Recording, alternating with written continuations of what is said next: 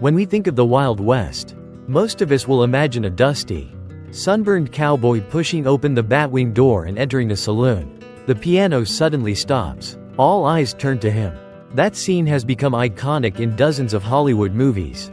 But in reality, if you could actually go back in time and walk through the door of a saloon in the late 19th century, the feeling would be completely different.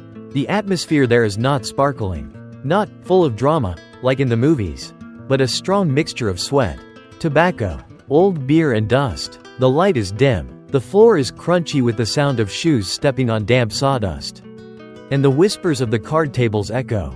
In reality, the saloon is not a stage for epic performances, but the center of social life, a place for trading, gambling, news spreading, and sometimes also the most dangerous place in town. Interestingly, in most gold or silver mining areas, or along newly opened railroads, the saloon was often one of the first structures erected. The reasons were simple: immediate need for entertainment and socializing. Men who flocked to the mines or construction sites often lived far from home and needed a place to drink, play cards, and chat. Quick profits. A tavern, whether a tent or a log cabin, could start making money within days of being erected. Low capital required. Unlike a bank or a town hall, a saloon could be built from whatever materials were available: scraps of wood, canvas, rammed earth. The saloon was not just a place to sell drinks, but the economic face of a newly formed town. When the saloon opened, it was a signal that the town had come to life, even if it was still in its infancy. Many of the first saloons were nothing more than a large tent. Rough wooden frame, covered with canvas or cowhide. Inside, a few wooden crates as tables. A few benches for guests. In lands where wood was scarce, people used sod houses built from earth and grass, with thick walls to keep cool in the summer and warm in the winter. Some owners took advantage of abandoned train cars or railway shipping containers as temporary saloons. As the town developed, new saloons were rebuilt from sawn timber, with roofs and doors, but even when upgraded, most remained very simple: just a large room, a bar running along the wall, a few card tables, and a small area in the back for the kitchen or the owner's private room. An interesting architectural detail of many saloons is the false front. This is the tall, straight wooden part at the front of the building, making people from afar think that the structure is tall and solid. In fact, the back is just a simple one-story house. Reasons for this design: create a sense of stability for customers and investors. A new, risky town needs to create the impression that it will last a long time. Visual marketing trick: a saloon with a large facade is easier to attract customers from afar than competitors. Simple, cheap. Making a wooden facade is much cheaper than building a whole high-rise building. Interestingly, the false front image later became a familiar part of cowboy movies. But few people know that it was originally a visual trick of the 19th century. If we were to describe a real saloon in 1870 to 1880, we would have to be prepared to ignore all the glitz of Hollywood. Lighting, mainly from oil lamps or candles. Dim yellow light, smoke rising, shadows flickering on wooden walls. Smell, a mixture of old beer, cheap liquor, cigarette smoke, sweat from men who haven't showered in weeks, and dust or horse manure drifting in from the street. Sounds: no soft piano music every night, mostly the rustling of cards. The sound of dice, low voices, and the occasional cough or loud laugh. Floors: sawdust or sand to absorb spilled beer and cigarette saliva, keeping it damp and dirty. Bar: wood, often tarred and sticky from lack of cleaning. The batwing door, a classic image from cowboy movies, was actually used for air circulation and to keep large animals, like horses and cows, out. Not for dramatic entrance scenes. Despite its filth and crudeness, the saloon was the heart of many a western town. It was where miners sold their gold dust or silver. Merchants signed contracts, exchange goods. Newcomers seek lodging or employment information. News travels fast, from gold prices to robberies to political news. Saloons also serve as unofficial trade centers, where information and opportunities are bought and sold over a drink. Deadwood, Dakota. In the 1870s, Deadwood was famous for its grand saloons like Al Swearengen's Gem Theater, part saloon, part theater, part gambling house. Tombstone, Arizona. Saloons here compete fiercely to attract silver miners. Many are lavishly decorated with chandeliers and large mirrors, but still harbor a sleazy and dangerous aura. Dodge City, Kansas. Saloons are so dense. There's one on almost every street corner.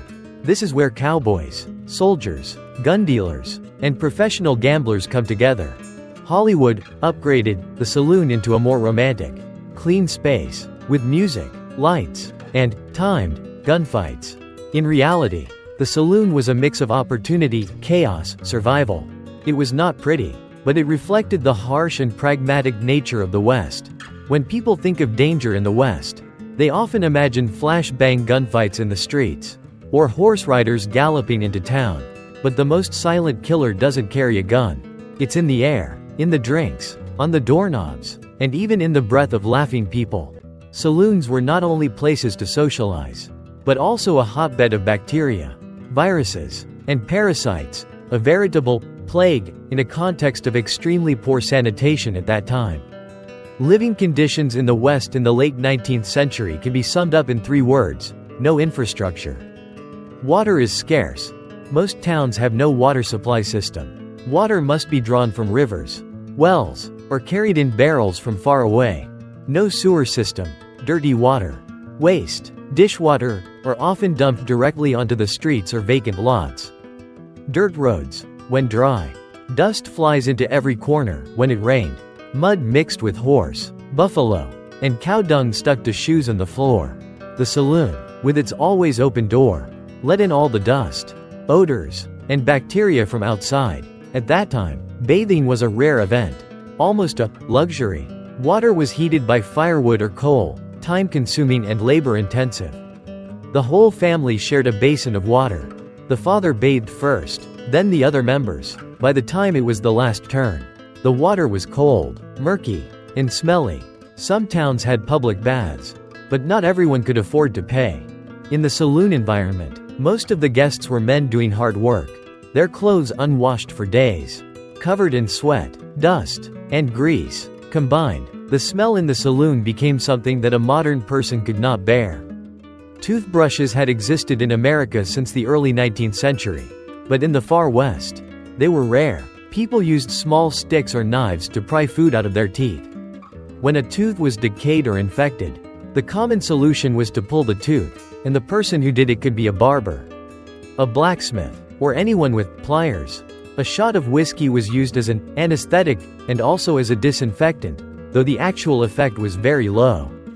In a cramped, crowded, poorly ventilated, smoky space like a saloon, diseases spread very quickly. Cholera, waterborne, simply drinking from the same glass or using unclean water to wash the glass. Tuberculosis, airborne, especially in closed rooms. A constant dry cough was a familiar sound in the saloon. Smallpox, extremely contagious, highly fatal, once wiped out entire towns. Typhoid, caused by bacteria in water contaminated with feces.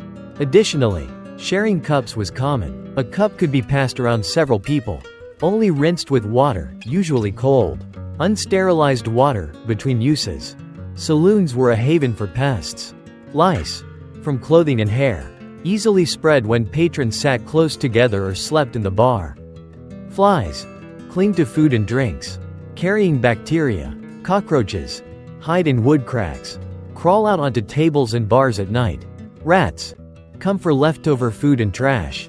These creatures were not only annoying, but also spread disease. Bodie, a famous gold mining town, was once recorded as the site of an outbreak so rapid that both the tavern and the church were closed at the same time. The reason? A few patrons from another town brought the disease with them. And within a week, dozens of people were infected. Saloons, with their constant flow of customers, became a giant transit point for bacteria. People often think of the East as more civilized than the West. But the truth is that the slums of New York or Philadelphia at that time were also dirty, full of rats and plague. The difference was that in the West, there were no large hospitals, not enough doctors, so when the disease broke out in the saloons, the death rate was much higher. The plague not only took lives, but also directly affected the local economy. Miners fell ill, production decreased, mines temporarily closed, travelers avoided the town, business and services declined, salon owners lost customers, sometimes went bankrupt after the epidemic. Some towns even collapsed completely after a major epidemic. Disinfecting with strong alcohol, although not effective against many bacteria. This was a common method. Burning sulfur or turpentine to dispel evil spirits, actually deodorizing and killing some insects. Placing a hand sanitizer at the door, rare, but reported in some saloons as recommended by local doctors. However, most of these measures are firefighting, not root cause related. If bullets are a quick death, then the saloon plague is a slow death, silent, persistent, but far more devastating. The combination of poor hygiene, harsh living conditions, and high population density makes these bars the perfect hotbeds for disease. And the thing is, this happens every day, while people raise their glasses, roll the dice, and think that danger lies outside, on the streets. In our imagination, a glass of Western whiskey is a symbol of manliness. A sip makes the chest burn. The spirit is enthusiastic, ready to face any danger. But in reality, most of the alcohol at that time did not bring a feeling of satisfaction, but a feeling of stomach cramps, nausea, and sometimes death. In makeshift saloons, alcohol was not always brewed according to standard recipes. To maximize profits, the owners and liquor merchants mixed terrifying mixtures that modern people can hardly imagine. Geographical distance. High-quality whiskey from the East or Europe had to travel thousands of kilometers by train or stagecoach to reach the West. Transportation costs. High freight costs increased the selling price, sometimes doubling or tripling. Demand far exceeded supply. The West was a place where single men, hard workers, needed to relieve after work. Alcohol was a commodity that sold out quickly. As a result, the real thing became a rarity, available only to the wealthy or to large towns. The rest of the population had to drink homemade alcohol. The most popular type of alcohol was not fine bourbon but variations such as coffin varnish, tarantula juice, rot gut. They usually started with raw grain alcohol, almost pure ethanol, not aged for a long time.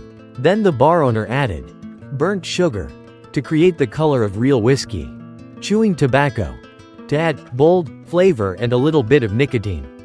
Industrial chemicals, turpentine, creosote, wood preservative, or even mild acid to create a burning sensation when drinking. Sometimes, the bar owner added chili powder or mustard powder to trick the drinker into thinking the alcohol was stronger. Drinking these types of alcohol not only causes rapid intoxication but also leads to acute poisoning, nausea, diarrhea, severe headache, liver damage. Crude ethanol combined with chemicals destroys liver cells. Blindness. Methanol, found in improperly prepared alcohol, can damage the optic nerve. Death. Many cases die immediately after drinking a few glasses due to severe poisoning. It is worth mentioning that in an environment lacking medical care, emergency treatment is almost impossible. Many people think that beer is safer. But beer at that time was also full of problems. Without refrigeration, beer was served at room temperature, often warm and spoiled quickly. Vulnerable to bacterial contamination during fermentation or transportation. Some bars deliberately added small doses of opium or cocaine to stimulate customers to drink more. Saloons compete fiercely, and not all are conscientious. Diluting liquor with dirty water to save money. Reusing bottles of fine liquor to hold cheap liquor. Deceiving customers. Encouraging group drinking to increase consumption. Some bar owners even have the trick of pouring strong liquor for losing gamblers to make them lose their minds, making them more likely to bet more. In 1883, a group of Leadville miners drank rot gut that was heavily mixed with turpentine. In just one night, 4 people died, 8 others were blinded. The incident caused a stir, but no one was convicted, because the laws of the time barely controlled the quality of drinks. No mandatory health standards. Local governments rarely had laboratories or personnel to test liquor. The power of the bar owner. Many saloons acted as sponsors to mayors or police chiefs. Risk-taking culture. Many people believe that drinking alcohol so strong that it hurts your stomach is a sign of bravery. There are clear similarities between alcohol in the West and illegal alcohol during Prohibition. Both are mixed haphazardly, using industrial chemicals. Both cause many deaths. Both exist because of high demand and lack of control. Toxic alcohol is not only a health issue, but also shapes the drinking culture in the West. People are used to drinking to get drunk quickly, rather than enjoying it. The live today, die tomorrow mentality makes them accept risks, even considering it part of an adventurous life. This also explains why anecdotes about a sip of whiskey burning your throat have become legendary. Even though in reality, what causes that feeling is often toxic chemicals. In the West, alcohol is a bridge between people, but it is also the cause of many tragedies. It is both a catalyst for fun and a hidden poison. Understanding this helps us see the real picture more clearly. The West is not only harsh because of sandstorms, robberies, or guns, but also because of the dangers that lie right in the glass of wine you hold in your hand. If you ask anyone about the special image of a Western saloon, most will think of scenes of chaotic fighting, chairs flying, glasses broken, people thrown through glass doors, gunshots ringing out, but most of those images are products of Hollywood. Real-life saloon violence is less pretty and scripted. It is often sudden, fast, brutal, and sometimes ends in death within seconds. There is no background music, no crowds of onlookers, and almost no opportunity for a heroic confrontation. Movies, mass brawls lasting several minutes, furniture destroyed, many people still standing after being punched a few times. Reality. Violence usually occurs between 2 or 3 people, originating from personal conflicts, gambling losses, insults, fighting over women. Just a strong blow or a knife is enough to end it. A real fight rarely lasts more than 30 seconds. The danger comes from the unexpected, a wrong word, a provocative look, or a cheating card being discovered. Many Western towns, especially those that grew up on the mining or railroads, adopted a rule of leaving a gun at the door when entering a saloon. The purpose? To reduce the chance of a minor dispute turning into an immediate murder. The reality? This rule worked.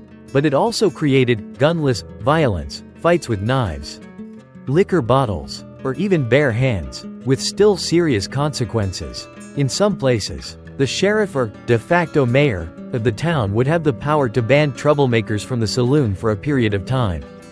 In most saloons, gambling was the #1 form of entertainment. Popular games, poker, faro, dice, homemade roulette, square dealers, honest dealers who build up their reputation to attract customers, card sharps, swindlers who use marked cards and quick-handed techniques to cheat.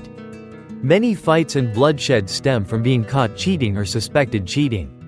When this happens, the incident is rarely reasoned. Usually a punch or knife is thrown before anyone can intervene. Not all women in saloon parlors are prostitutes, but both groups are easily confused in modern memory. Saloon girls. Their job is to chat, dance, sing, and subtly encourage customers to buy more drinks. This work can be lucrative, but also carries the risk of harassment or being drawn into other vices. Prostitutes. Work in backrooms or private brothels, sometimes connected to saloon parlors. Their lives are often short, violent, and disease-ridden. Both groups were potential sources of violence when 2 men competed for the attention of the same woman. In addition to alcohol and gambling, many saloons also offered soft drugs such as opium or small doses of cocaine, especially in towns near railroads, where smuggling was easy. These substances could stimulate aggressive behavior or cause the drinker to lose control, increasing the likelihood of conflict. The Long Branch Saloon, Dodge City, 1878. An argument between famed gunman Wyatt Earp and a gambler led to a gun being fired in front of the saloon. Gem Theater, Deadwood. More than just a saloon, the Gem was also a theater and brothel, and was known for its violent fights, sometimes involving armed gangs. These incidents showed that saloons could be both places of entertainment and hotbeds of crime. Frequent saloon violence created an unwritten law of the jungle. You had to keep your dignity. Being insulted without responding can cause you to lose credibility, leading to being looked down upon or taken advantage of. Allies are more important than the law. A group of drinking buddies can be your only defense when things go wrong. Don't trust strangers completely. Sweet words can hide fraudulent or deceptive intentions. Movies make violence into a show to make the audience feel excited. In reality, most of the violence happens so quickly that no one has time to enjoy it. This has led many people today to believe that the West is full of heroes who fight fair and square. While much of the violence in saloon bars is unexpected and unfair. Western alones were more than just places for drinking and gambling, they were social arenas where honor, money, and emotions could easily explode into conflict. Not as noisy and flashy as in the movies, but much more real and fierce.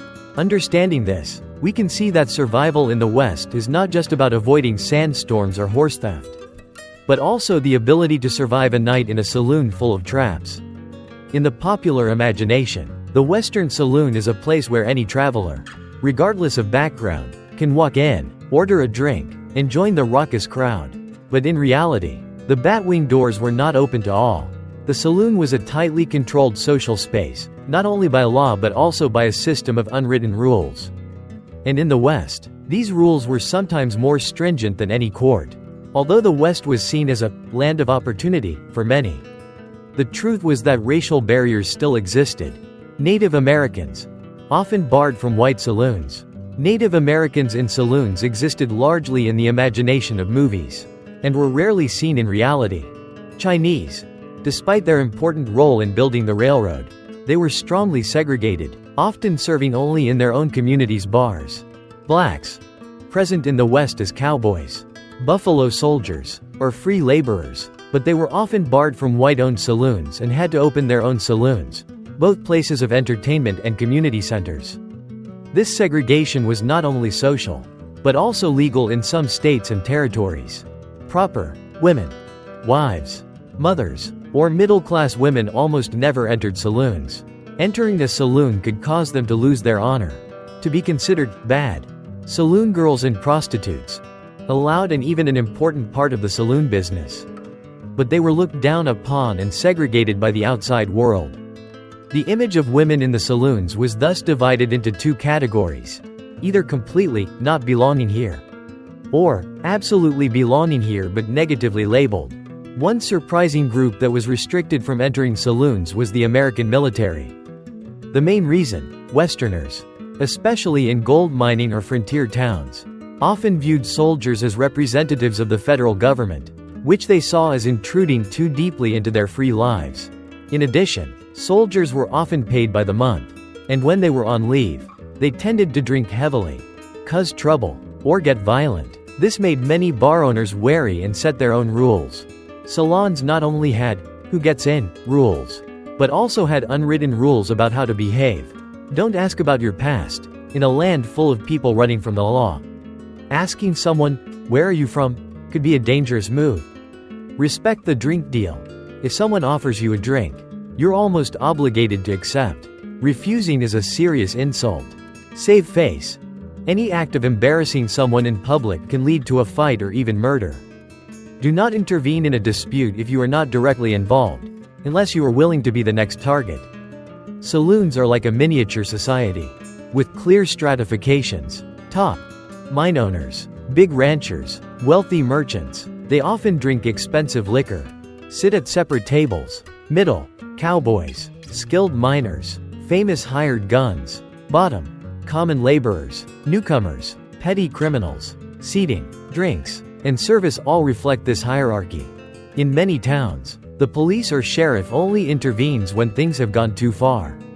They know that interfering with saloon law can cause them to lose credibility or be displeased with powerful groups. This turned the saloon into a private domain, where formal law was overruled by community rules.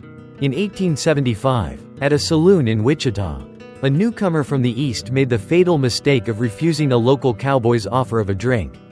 Minutes later, the argument escalated into a fight, and the newcomer was stabbed to death. No one was arrested because, according to the town's unwritten law, it was a consequence of disrespect. Reinforcing social divisions, the clear segregation in the saloon mirrored real-life social stratification. Maintaining order through fear, The unspoken law operated on the basis of people's fear of consequences for breaking it. Forming parallel communities. Excluded groups set up their own saloons, creating independent economic and social networks. Western saloons were more than just places to drink or gamble.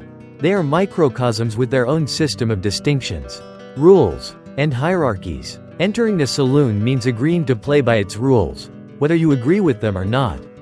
And if you don't understand these unspoken rules, you can leave the saloon not through the front door, but through the back door, carried out by two people.